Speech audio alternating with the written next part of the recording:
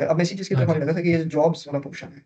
तो हुँ, हुँ। Monthly expenses कितने होते हैं जनवरी में, जिस तरह मैंने सुना है, जो सुनी-सुनाई बात है कि as compared to other European countries, Germany is a bit cheaper.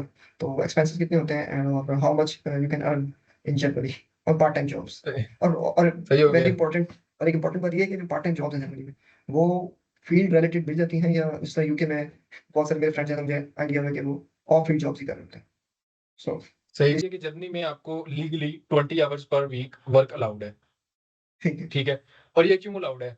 क्योंकि यहाँ पे खर्चा होता है और इन्फ्लेशन ने इस मुल्क को भी हिट किया है, चाहे इकॉनमी जितनी मर्ज़ी बढ़ी थी, लेकिन रिसेशन काइंड ऑफ एक स्पाइक आई हुई है पिछले तकरीबन 2 साल से। और जी, कॉस्ट का मैं पहले ज़िक्र कर लेते हैं। कॉस्ट टोटली पर्सनल मतलब 2 चीज़ों पे डिपेंड करती है, एक आपकी प्रेफ़रेंसेस, इंडिविजुअल प्रेफ़रेंसेस पे और दूसरा सिटी पे। तो सिटी 3-4 हैं एक्सपेंसिव, बस म्यूनिख एक्सपेंसिव है और डुसेल्डोर्फ को कहते हैं लोग थोड़ा एक्सपेंसिव है, बर्लिन को कह रहे हैं थोड़ा एक्सपेंसिव है और शायद हैम्बुर्ग भी हो, लेकिन हैम्बुर्ग का सारा एरिया एक्सपेंसिव नहीं है, स्पेसिफिक एरियाज़ एक्सपेंसिव है।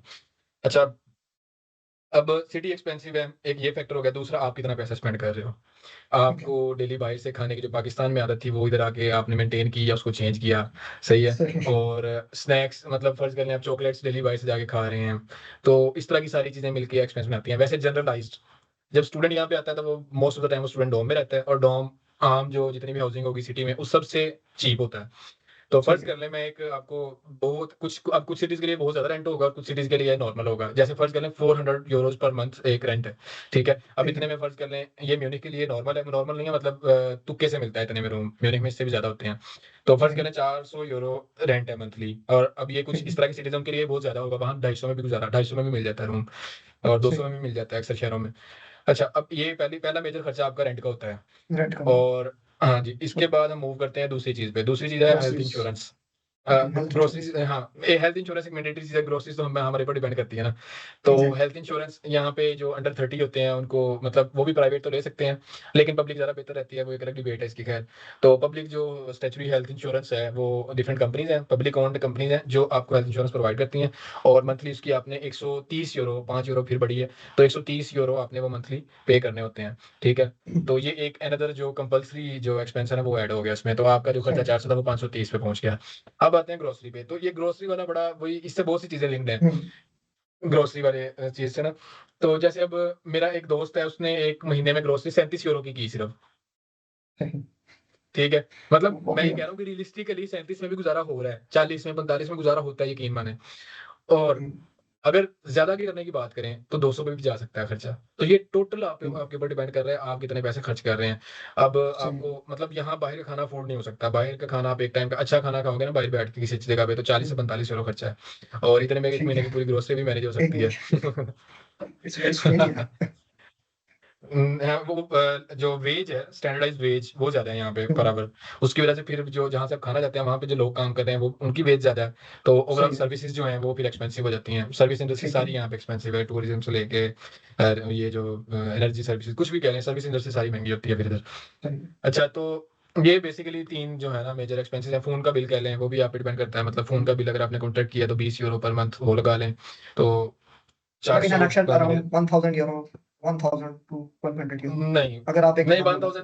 1000 नहीं मैं कहूँगा, 1000 मेरा आज तक नहीं हुआ। मतलब मैं ऐसा नहीं है कि मैंने वो 37 यूरो वाला बंदा मैं नहीं हूँ, उसका तो मतलब आप खुद देख लें कितना होता होगा। लेकिन सही। 1000 नहीं हुआ मेरा आज तक नहीं मतलब हुआ। बिलो 1000 ही रियलिस्टिकली रहता है। हाँ, रियलिस्टिकली 600 से 800 कह लें, इसके दरमियान होगा। 600 एक वो बॉटम थ्रेशोल्ड है और 800 टॉप थ्रेशोल्ड कह लें। इसमें अच्छा सही गुज़ारा हो है। जाता है, मतलब अच्छा गुज़ारा जैसे आप बीफ खाओ, वीक में 1 दफ़ा मटन खाओ, जिस तरह की मर्ज़ी आप अपनी प्रेफ़रेंसेस रखो, बाहर से ना खाओ बस। घर में ठीक जिस तरह का मर्ज़ी बना के खा लो, वो महँगा नहीं पड़ता यहाँ पे।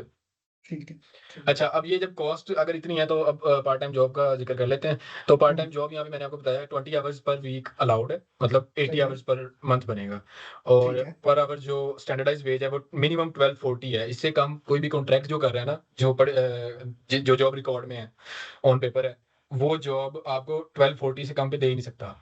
ठीक 12 है। यूरो 40 सेंट्स पर आवर, ये स्टैंडर्डाइज़्ड रेट सही। है। अब इसमें भी सिटीज़ में डिफरेंट है। म्यूनिख में ये वाली वेज भी ज़्यादा हो सकती है। अक्सर जगहों पे म्यूनिख में 16 दे रहे हैं या 17 दे रहे हैं, 15 भी सही। दे रहे हैं सही। और कुछ सिटीज़ ऐसे हैं जहाँ पे मिनिमम ही चलती है, लेकिन मिनिमम से नीचे कोई नहीं दे सकता। तो सही। जब हम फ़र्ज़ करें एक पार्ट टाइम जॉब करते हैं ना 80 घंटे महीने के अंदर, तो हम ओवरऑल अर्निंग कर लेते हैं, कोई लगा लें कि 1080 या 1180 फर्ज कर लें, इतनी अगर आपकी वेज बनी है टोटल, तो उसमें से 10% टैक्स कटता है स्टूडेंट का। और सही। अभी स्टूडेंट लाइफ में वो थोड़ा रिलैक्स कर रखते हैं कि ठंड रखो भी, वो 10% ही काटते हैं सिर्फ। तो 100 यूरो सही। ऊपर वाला टैक्स निकालते हैं, तो 10 1000 से लेके 1100 तक, या 970 से कह लें, 970 से लेके 1100 तक, ये एक स्टैंडर्डाइज 80 घंटे पर आवर करने से, पर मंथ करने से आपको इतने पैसे अर्न हो जाते हैं। इसके अलावा फिर सही। दूसरी ऑप्शन होती है, अगर आपको ज्यादा पैसों की जरूरत है तो आप एक और मिनी जॉब भी कर सकते हैं। और मिनी जॉब में ये होता है कि आप नहीं, वो शिफ्ट आपने में हफ्ते में 1 दिन करनी होती है, और उसका कॉन्ट्रैक्ट इस तरह का होता है कि आपको उसको एम्प्लॉयर को कंपल्शन होती है कि उसने आपको 520 यूरो पे करने ही करने हैं। और वो हम्म। आपसे घंटे किस तरह से मैनेज करवा रहा है वो टोटली उस पे है। वो आपको जो है छुट्टियों में सारा काम करवा लेगा, उसके बाद बस आपको सैलरी आती रहेगी। या उसका हम्म। रेस्टोरेंट है फर्ज कर लो जो सिर्फ गर्मियों में चलता है, तो वो गर्मियों में आपसे सारा काम करवा लेगा, और सर्दियों में आपकी उसकी सैलरी आती रहेगी। तो दूसरी ऑप्शन हम्म। ये होती है उसमें कि आप पार्ट टाइम जॉब के साथ साथ एक मिनी जॉब भी कर सकते हैं। लेकिन वो टोटल जो 20 आवर्स पर वीक है ना, उसको फिर हम ईयर से मल्टीप्लाई कर लेना, तो एक टोटल आवर्स कैलकुलेट हो जाते हैं। तो रहना सही उसके बात। अंदर ही होता है, आपने जिस जिस तरह भी जॉब मैनेज कर रहे हो। अच्छा, इसके अलावा हम्म। तीसरी एक जॉब होती है जो काफ़ी इंपॉर्टेंट है, और वो करियर में काफ़ी काम आती है आगे। वो होती है यूनिवर्सिटी के अंदर, जिनको हीवी जॉब्स कहते हैं। तो वो अक्सर प्रोफेसर्स को और डिफरेंट चेयर्स को बच्चे चाहिए होते हैं, उनके जो प्रैक्टिकल टास्क हैं उनको, या डाटा मैनेजमेंट सही। के लिए, छोटी मोटी डाटा एंट्री के लिए बच्चा चाहिए होता है उनको, 6 घंटे 7 घंटे 8 घंटे पर वीक के लिए ना। या अक्सर तो ट्वेंटी सही। आवर्स पर वीक वाली वही मिल जाती है। अगर यूनिवर्सिटी बड़ी हो ना, तो वहाँ ज़्यादा होती हैं जॉब्स ये। तो उसमें ये होता है कि फिर आपको यूनिवर्सिटी से जॉब मिल जाती है, और टैक्स सही। तो उसमें भी कटता है उतना ही। लेकिन उसका सबसे बड़ा फायदा ये है कि उसके आवर्स जो होंगे ना, वो काउंट नहीं होंगे आपके जो गवर्नमेंट से आवर्स अलाउड है, अलाउड है। उसमें वो चीज़ काउंट सही। नहीं होगी। यूनिवर्सिटी दैट्स की तरफ रियली से नाइस। आपको जो भी जॉब मिलेगी, वो उसके आवर्स जो होंगे वो काउंट नहीं होंगे, वो आप जितना मर्जी कर सकते हो। वो काफ़ी अच्छी ऑप्शन सही। होती है।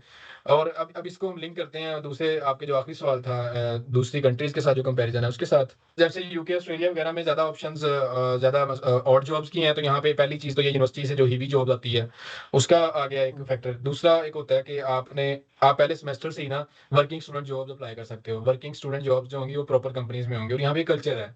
यहाँ पे अच्छा। रेगुलेशंस में तो मतलब कुछ मुल्कों में रेगुलेशंस में होता है कि पढ़ते हुए स्टूडेंट फील्ड रिलेटेड जॉब नहीं कर सकता। यहाँ पे हम्म। ये इस चीज़ को प्रमोट किया जाता है कि कंपनीज बच्चों को हायर करें जो भी पढ़ रहे हैं।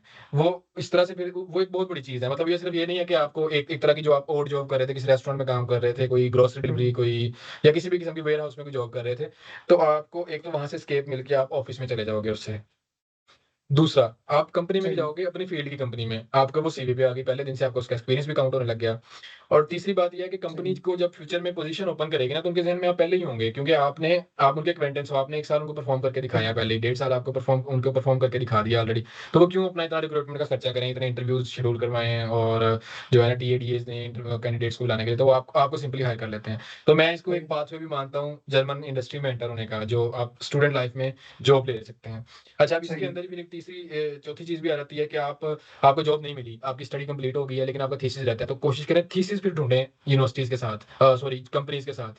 जो सही। इंडस्ट्रीज़ के थीसिस होते हैं वो काफ़ी प्रैक्टिकल ओरिएंटेड होते हैं, और उनकी कोई आप प्रॉब्लम सॉल्व करते हो वो भी बहुत अच्छे तरीके से पेड होते हैं।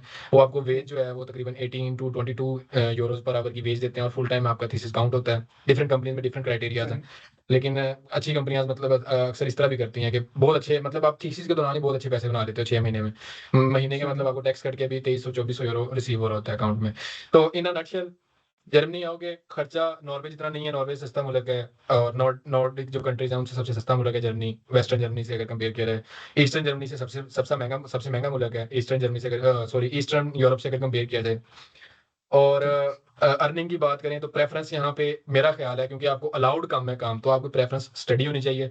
और जल्दी सही। से जल्दी स्टडी कंप्लीट करें, अपनी कंपनीज में घुसने की कोशिश करें, ताकि आपका पाथवे बन सके, और जल्दी से जल्दी आप जो काम करने यहाँ आए हैं ना, उसकी तरफ आप चल सकें। सही। माशाल्लाह you handle the answer very eloquently. तो थैंक अब यू। हमने एक्सपेंसेस की बात भी कर ली और जॉब्स की बात भी कर ली। अब एक मिथ है जो मैंने सुनी है कि जिस तरह जर्मन लैंग्वेज जो बैरियर है ना, मतलब ये एक मेन बैरियर है as compare to Australia, UK और यू कैन से कनाडा, मतलब जितने भी इंग्लिश लैंग्वेज कंट्रीज़ हैं। तो इस चीज़ को आप कैसे एड्रेस करेंगे कि इसमें कितनी रियलिटी है? ये जो जर्मन लैंग्वेज बैरियर वाली चीज़ है। नहीं, ये बात तो ये किसी हद तक ठीक है, वैलिड बात है। जर्मन लैंग्वेज यहाँ पे, अब इसमें काफ़ी फैक्टर्स हैं। जैसे अगर थोड़े से रिमोट एरियाज़ हैं, या छोटे शहर हैं ना, तो ये बिल्कुल पाकिस्तान में भी ऐसे ही होता है। पाकिस्तान में जो छोटे शहर हैं, वहाँ आपको इंग्लिश बोलने वाले, शायद उर्दू बोलने वाले लोग भी कम मिलें। मतलब सेंट्रलाइज़्ड एक लैंग्वेज नहीं होती। यहाँ पे भी इस तरह का जो भी थोड़ा-सा रिमोट एरिया होगा ना, वहाँ जर्मन बोलने वाले लोग आपको इंग्लिश बोलने वाले लोग बहुत कम मिलेंगे। तो जब इंग्लिश बोलने वाले लोग कम मिलेंगे, आपको अपॉर्च्युनिटीज़ भी नहीं मिलेंगी। और ये चीज़ आपको शुरू से ही समझ में आ जाती है जब आप जर्मनी आते हैं ना, तो पहले दिन से क्लियर होता है कि मैं मेरी फ़ील्ड क्या है, मैं किस जगह रह रहा हूँ और मैं फ्यूचर में इस जगह रहना चाहता हूँ या मैं सिटी चेंज कर सकता हूँ। कुछ चीज़ों पे मैं कॉम्प्रोमाइज़ कर सकता हूँ कि नहीं कर सकता। तो ये सारी चीज़ें मिलके फिर वहाँ से ना सर एक एक एक वो निकली हुई है कि जर्मनी में जर्मन लैंग्वेज के बगैर गुज़ारा नहीं है। तो जर्मन लैंग्वेज का इश्यू तो जेन्युइन है यहाँ पे, मतलब इनकी एक रिच हिस्ट्री है जर्मन लैंग्वेज की, और जिसकी वज़ह से और जर्मन नेशनलिस्ट जो प्रोपेगेंडा था नाज़ी जर्मनी की वज़ह से कुछ कुछ वो फैक्टर्स हैं। और ज़ाहिर सही बात है, अब जर्मन लैंग्वेज से ये इंग्लिश निकली है, तो अब जैसे हम हमारे मुल्क में कोई आके इंग्लिश बोले तो हमें तो बुरा नहीं लगता, क्योंकि वो हम तो कॉलोनी में थे ना उनकी। तो इनका ज़रा और हम्म, थोड़ा-सा सिनेरियो है कि ये इनकी लैंग्वेज से जब कोई एक लैंग्वेज निकली हुई है, वो ज़्यादा जो है ना ग्लोबलाइज़्ड हो गई है और लोग आके वो उनको कहते हैं कि अब हमारे साथ इंग्लिश बोलो, तो उनको एक वो फैक्टर भी होता है। तो इसमें फिर सही और है। कुछ चीज़ें हैं, जैसे जो नेशनलिस्ट एजेंडा है जर्मनी का, जो नाज़ी जर्मनी की तरफ से था, और वो अभी तक प्रोपेगेटेड है लोगों के ज़हनों में, वो अभी तक समझते हैं जर्मनी एक मतलब एक सुपीरियर रेस है, जर्मन-आरियंस। तो सही कुछ उस तरह के फैक्टर्स मिलके अब एक जो मैं आपको फिलॉसफी समझा रहा हूँ इसकी, तो कि लोगों के ज़हनों में ये है यहाँ पे ना, जो सही कंज़र्वेटिव लोग हैं। लेकिन यहाँ पर भी काफ़ी वो जो लिबरल्स हैं, वो लोग भी अब काफ़ी मतलब पार्टी में भी वही गवर्नमेंट में कोalition में है। तो वो चीज़ें चेंज हो रही हैं, मतलब वो फ्यूचर के बारे में ऑप्टिमिस्टिक हैं कि काफ़ी यहाँ पे यूथ को सारी को जर्मन लैंग्वेज आती है, इंग्लिश आती है। लेकिन अब बात ये है कि ये आपको आपकी फील्ड में कितना हर्ट कर रही है ये चीज़। तो ये टोटली फील्ड पे डिपेंड करता है। फ़र्ज़ कर लें अगर आपकी मतलब मैं अपनी फील्ड की बात करूँ, मैंने मैकेनिकल इंजीनियरिंग मेरा बैचलर्स में है और मैंने फ़र्ज़ कर लें यहाँ के रिन्यूएबल एनर्जी पढ़ी। तो अब मैंने जब जॉब सर्च शुरू की थी तो मुझे बहुत मसला था। मैं सोलर में जॉब नहीं था सही कर सकता, मैं विंड में जॉब नहीं था कर सकता, हालाँकि इतनी बड़ी इंडस्ट्री है यहाँ पे। उसकी वजह ये थी कि सोलर का टोटल काम ऑन फील्ड है, लोगों के साथ है, और उस सूबे में ज़्यादा काम है जिसमें कंज़र्वेटिव लोग थोड़े ज़्यादा हैं। तो मैं तो अब सीधी-सी बात है, मैं मेरे लिए तो ये पॉइंट बिल्कुल वैलिड था कि जर्मन लैंग्वेज एक बहुत बड़ा बैरियर है आपकी जॉब के अंदर। सही और विंड पे भी यही सीन है, विंड फार्म्स कहाँ पे होंगे फील्ड्स में, फिर वही चीज़ आ गई सारी। लेकिन मैंने सही इस चीज़ को कभी भी एक्सक्यूज़ नहीं था बनाया, मैं अपनी आपको एग्ज़ाम्पल देके बता रहा हूँ। तो मैंने मतलब फिर वो कंपनीज़ को टारगेट करना शुरू किया जो ज़्यादा इंटरनेशनल थी। जर्मन सही है। कंपनी तो जर्मन हो, लेकिन उसके प्रोजेक्ट्स पूरे यूरोप में फैले हुए हों या शायद पूरी दुनिया में फैले हों, जैसे सीमेंस है। तो सही है। और फिर उससे ये फ़र्क पड़ा, उससे फिर ये डिफरेंस निकलता है कि आपको मतलब जॉब मिल जाती है इंग्लिश की बेस पे भी। ख़ैर सही ये है। मिथ किसी हद तक ट्रू है, सही ट्रुथ है। है इसमें किसी हद तक, और किसी हद तक नहीं है, क्योंकि ये टोटली फील्ड पे डिपेंडेंट है। आपकी फील्ड आईटी में अक्सर लोग मतलब वो 5-5 6-6 साल से इधर हैं और अच्छी-अच्छी पोज़ीशंस पे भी पहुँच गए हुए हैं आजकल, टेक टेक के अंदर है ना, जो टेक सेक्टर में, तो सही वो तो उनको तो बिल्कुल भी ज़रूरत नहीं होती है मोस्ट ऑफ द टाइम्स। तो सीखनी चाहिए जर्मन ज़ुबान, मतलब ज़ुबान कोई भी हो तो वो सीखनी चाहिए, ताकि मतलब ये एक हम्म, डाइवर्सिटी आती है इंसान की थॉट्स में अंदर, कल्चरल एक थोड़ा एक्सपोज़र होता है उसको। लेकिन इसको एक हर्डल बना के अगर रखेंगे तो मेरा ख़्याल है हम्म। नुकसान नहीं होगा। अब इसको मतलब एक्सक्यूज़ इसको बना के आप एक्सक्यूज नहीं जॉब्स, बिल्कुल, सही बिल्कुल। एक्सक्यूज नहीं बनाना एक्सक्यूज़ चाहिए बना के, बेसिकली। हाँ, एक्सक्यूज़ बना के आप जॉब्स ना अप्लाई करें वो भी गलत है, एक्सक्यूज़ बना के आप जर्मन लैंग्वेज ना सीखें वो भी गलत है। और जो पाकिस्तान से उठ के आ रहा है जर्मनी, तो उसके लिए ये कंप्रोमाइज़ होना चाहिए आते हुए, क्योंकि उसको सबसे चीप ऑप्शन मिली, सब क्वालिटी एजुकेशन फ्री में मिल रही है, ठीक है? इतनी बड़ी इंडस्ट्री है, आगे जॉब सिक्योरिटी है, उसके बाद यहाँ पे सोशल सिक्योरिटी इतना कुछ है। तो सही आपको ये कंप्रोमाइज़ अब वहाँ से जो आ रहा है तो उसके पास होना चाहिए कंप्रोमाइज़, कि मैं कंप्रोमाइज़ कर लूँगा, मैं सीख लूँगा सारा कुछ, क्योंकि मुझे रिटर्न में इतना कुछ मिल रहा है और बगैर किसी खर्चे के। सही है। तो अभी हमने एमएस के बारे में बात कर ली है, एडमिशन क्राइटेरिया, वो सारा scholarships, expenses, everything we have already done. अब मैं बात करना चाह रहा हूँ थोड़ा-सा कि जब आपने एमएस कर लिया, तो उसके बाद post MS scenario like PRship, nationality, इस इन पॉलिसीज़ के बारे में ज़रा थोड़ा-सा ब्रीफ सा बता दें कि सही है, इनके हाँ। हवाले से जर्मनी कैसा मुल्क है? तो ये काफ़ी लंबी हो गई है बात, तो अब मैं थोड़ा आंसर शॉर्टन करूँगा इसको। तो हुँ, यहाँ पे जो स्टैंडर्डाइज़्ड प्रोसीजर वो ये है कि जय आपका, अब मैं स्टैंडर्डाइज़ की बात कर रहा हूँ। फ़र्ज़ कर लें 2 साल का मास्टर्स था, 2 साल सही का है, मास्टर्स होते सार आपको जॉब मिल गई, ठीक ठीक है? है, तो 2 साल आपके मास्टर्स के हो गए, फिर जैसे ही आपको जॉब मिली, आपने जॉब शुरू कर दी। अब जॉब में यहाँ पे ना 2 तरीके हैं कि यहाँ पे सैलरी लिमिट्स हैं। अगर वो सैलरी लिमिट आपकी फ़ील्ड के मुताबिक हुई, तो आपको ब्लू कार्ड मिलेगा। सही है, रेज़िडेंस परमिट के तौर पे, और अगर आपकी सैलरी उस लिमिट से कम हुई तो आपको ब्लू कार्ड की बजाय वर्क परमिट मिलेगा। होते वो दोनों रेज़िडेंस परमिट्स ही हैं, उनमें सही है, थोड़ी-सी डिफरेंसेस हैं, वो मैं बताता हूँ आपको आगे। सही अच्छा है, फ़र्ज़ कर लें ब्लू कार्ड मिला है, अब एक मैकेनिकल इंजीनियर ने फ़र्ज़ कर लें मास्टर्स कर लिया और उसको जॉब मिल गई, और जॉब सही जो है है, उसकी ब्रैकेट के सैलरी ब्रैकेट के अंदर थी, तो उसको ब्लू कार्ड मिल गया। अब ब्लू कार्ड सही का है, फ़ायदा ये होता है कि ब्लू कार्ड पे आपको 18 महीने के बाद, और आपने जर्मन लैंग्वेज का B1 लेवल कर लिया है, तीसरा लेवल जो यानी कि A1, A2 और B1, 3 सही है, लेवल्स जर्मन लैंग्वेज के कर लिए, और 18 महीने का आपका एक्सपीरियंस हो गया, मास्टर्स आपने यहाँ से किया था ऑलरेडी। तो 18 महीने के बाद आपकी पीआर हो जाती है। ये था ब्लू कार्ड सही पे। है, तो इसके अलावा जो वर्क परमिट होता है, उसपे ये 18 महीने के बजाय 2 साल पे चली जाती है बात। मतलब उसमें 6 सही महीने है, आपको ज़्यादा देने पड़ते हैं। एक्स्ट्रा होता है, ठीक सही है? है, हाँ जी, और इसमें फिर तीसरी चीज़ ये है कि इन दोनों केसेज़ में आपने जर्मन लैंग्वेज B1 तक नहीं करनी या नहीं की, आप A1 से ही कोशिश कर रहे हैं पीआर लेने का, तो फिर आपको मज़ीद ना जो है ना 9 महीने इसमें और ऐड करने पड़ते हैं। तकरीबन 27 मंथ्स के बाद फिर आप अपना प्रोसीजर शुरू कर सकते हैं पीआर का।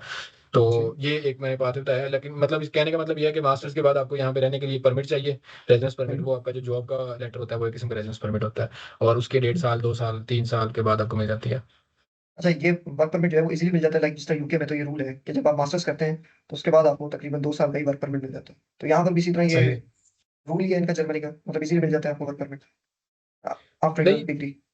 असल में हम ये सवाल यूके यूके से जो लोग पूछते हैं ना, मतलब उनको उनकी सवाल की साइज थोड़ी वहां से, उसका बैकग्राउंड उधर से आ रहा होता है यूके से। यहाँ जर्मनी में ऐसा नहीं है। जर्मनी में मतलब एक तो वो जो स्पॉन्सरशिप वाला कॉन्सेप्ट नहीं है यहाँ पे सिंपल है कि आपने जॉब लेनी है किसी भी तरीके से। और अगर सही जॉब है। नहीं ली आपने, फर्ज कर ले मास्टर्स आपका कंप्लीट हो गया और सही मार्च में है। आपने थीसिस जमा करवा दिया, उसमें जैसे सही सेमेस्टर है। खत्म हुआ आपका मास्टर्स खत्म। अब सही आपको है। 2 साल का वर्क पर वो जॉब सर्च वीजा उसको कहते हैं, वो तो हर सही किसी को है। मिलता है। और उसमें अच्छा। जो यूके में जैसे उन्होंने एक स्पेसिफिक अमाउंट जमा करवानी होती है, उस तरह की कोई रिक्वायरमेंट भी नहीं है। तो वो जो अच्छा। जैसे ही आपका थीसिस जमा होता है और आपका जो आखिरी क्रेडिट है यूनिवर्सिटी का, जैसे वो कंप्लीट हो गया, तो ऑटोमेटिकली आपका वर्क परमिट शुरू हो जाता है, वर्क परमिट कह रहा हूँ सॉरी, जॉब सर्च वीजा शुरू हो जाता है, जो कि पहले 18 महीने का था, 1.5 साल का, यानी कि वो 2 साल का हो गया है। सही है। वो पीआर में काउंट नहीं होगा, वो सिर्फ आपको एक रिलैक्सेशन है कि आप यहाँ रह के जॉब सर्च कर लो। ठीक है। उसमें भी फिर आगे काफी तरीके हैं उधर। वो इस तरह होता है कि यहाँ पे लोग फिर सेकंड मास्टर्स में एडमिशन ले लेते हैं क्योंकि यूनिवर्सिटीज फ्री हैं। तो वो सेकंड सही मास्टर्स में है। एडमिशन लेके फिर अपना वो जो रिस्क फैक्टर में नहीं रहते, ठीक है। और 18 महीने ठीक है। होंगे, प्रेशर होगा, जॉब सर्च भी करनी है, ये वो, तो वो एक सेकंड मास्टर्स में एडमिशन लेके आपको उस उधर से रिस्क कोई नहीं है, 18 महीने वाला कोई टाइमलाइन नहीं। और साथ में फिर जॉब जो है ना सर्च शुरू कर देते हैं, जिस जो पहले मैंने आपको सही। एक्सप्लेन किया ना, वर्क परमिट और जो ठीक है। वो ब्लू कार्ड, वो दोनों पैरेलल है यूके की स्पॉन्सरशिप के साथ। जो ग्रेजुएट होने ओके। के बाद उनको पीआर लेने के लिए 5 साल या 4 साल के लिए स्पॉन्सरशिप चाहिए। तो सही है। उसका यहाँ पे कॉन्सेप्ट यह है कि आपको जॉब चाहिए बेसिकली, जहां से आपका टैक्स पे हो रहा हो मंथ में, जो सोशल सिक्योरिटी उसको कहते हैं, या सोशल हम्म। सिक्योरिटी इंश्योरेंस, वो आपकी मंथली पे हो रही है। ओके। तो उसकी एक स्पेसिफिक नंबर ऑफ वो इंस्टॉलमेंट्स है, वो कंप्लीट होती है, तो आपको अपॉइंटमेंट मिल जाती है पीआर के लिए।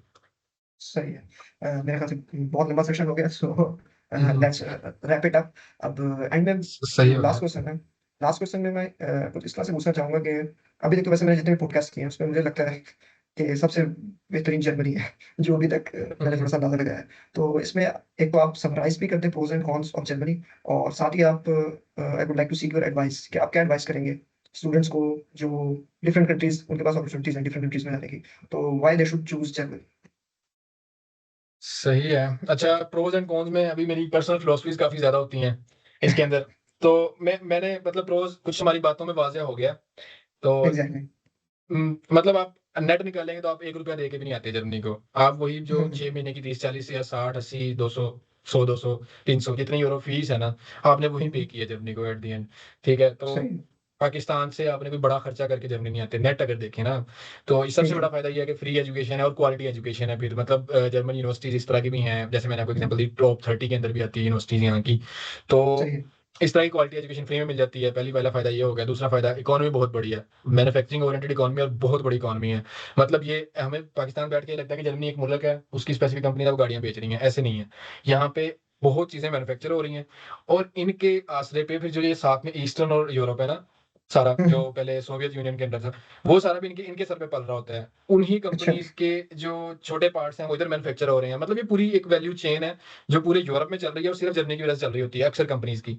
तो इकोनॉमी बहुत बड़ी, ये एक अलग चीज होती है, लेकिन इकोनॉमी बहुत बड़ी है और वो फिर मैन्युफैक्चरिंग ओरिएंटेड है सारी। तो सही। सिर्फ सर्विसेज ओरिएंटेड नहीं है। तो ये एक बड़ा ठीक है। बहुत बड़ा जो है ना प्रो है इंजीनियर्स के लिए स्पेसिफिकली, या कोई भी बंदा जो टेक में आ रहा हो उसके लिए। बाकी यहाँ पे रिसर्च एंड सही है। इनोवेशन तकरीबन हर चीज में हो रही है। तो बायो वाले जो मेरे दोस्त होते हैं अक्सर, मतलब फूड में किसी ने किया है अगर, या एग्री वगैरह में, उनको भी जॉब्स वगैरह मिल जाती हैं। तो प्रोज सही है। अगर मतलब जब जब एक स्टूडेंट आता है तो उसके लिए सबसे बड़ा प्रो यही होता है ना, कल को उसकी फाइनेंशियल सिक्योरिटी क्या होगी, उसका सोशल सिक्योरिटी हम्म। क्या होगी। वो काफी ज्यादा यहाँ पे राइट्स हैं सोशल राइट्स के हवाले से। और कौन में अगर हम्म। आए तो सबसे बड़ा जर्मनी में जो मुझे नुकसान लगता है, ये ओवरली रेगुलेटेड है, रेगुलेशंस बहुत ज्यादा है यहाँ पे, जो कि नहीं होनी अच्छा। चाहिए। सही। सही हो गया मतलब तो यहाँ पे लॉ मतलब भी एक प्रॉब्लम है। हाँ नहीं, वो जो रूल ऑफ लॉ है वो तो बहुत अच्छी चीज है, वो सही। यूनाइटेड स्टेट्स में भी है। लेकिन यूनाइटेड हम्म। स्टेट्स में फ्रीडम भी है, वहां पे ओवर रेगुलेशन नहीं है चीजों की। यहाँ पे ओवर रेगुलेशन है, ये टैक्स दो, सही ये है। करो, वो करो। थोड़े कंजर्वेटिव ठीक माइंडसेट कह लें, और थोड़ा जो सोशल डेमोक्रेसी, सारी बात है, कार्ल मार्क्स की सरजमीन है तो थोड़े से उसके असरात हैं ना। है। तो जरा ये एग्जैक्टली। कंट्रोल ज्यादा करना चाहते हैं लोगों को, तो वो चीज थोड़ी सही सी है। कौन में आती है। और टैक्स सही। कह लें ज्यादा है एट द एंड, मतलब लोग बेनिफिट्स को भूल जाते हैं ना, जब जेब से टैक्स जाता है ना, तो लोग जो सोशल राइट्स मिल रहे हैं ना उनको भूल के कहते हैं टैक्स क्यों ज्यादा जा रहा है। तो वो एक कौन है सही। यहाँ पे आने का। जर्मन लैंग्वेज एक कौन कह लें एक तरह से, चाहे मिथ है या कुछ लोगों को वाकई प्रॉब्लम फेस करनी पड़ती है, ग्राउंड रियलिटी जिसकी कहें, लेकिन वो भी एक कौन में आता है। तो ये प्रोज एंड कॉन्स हैं मेरे ख्याल से। ये काफी पर्सनल, सही। मतलब इंडिविजुअल जो है ना, वो एग्जैक्टली। क्वेश्चन था। हम्म। सही। So, Achit, that's all for today, and it was thank you really a great session. तो थैंक यू सो मच और मुझे पता है कि आप बहुत बिजी भी थे, तो आपने टाइम निकाला उसके लिए again thanks a lot. You welcome कोई मसला नहीं So guys, hope you enjoyed the video, and हमेशा की तरह I really appreciate your comments. For more videos like this, keep supporting us by liking the video and subscribing the channel. So next video तक के लिए take care of yourself. Allah Hafiz.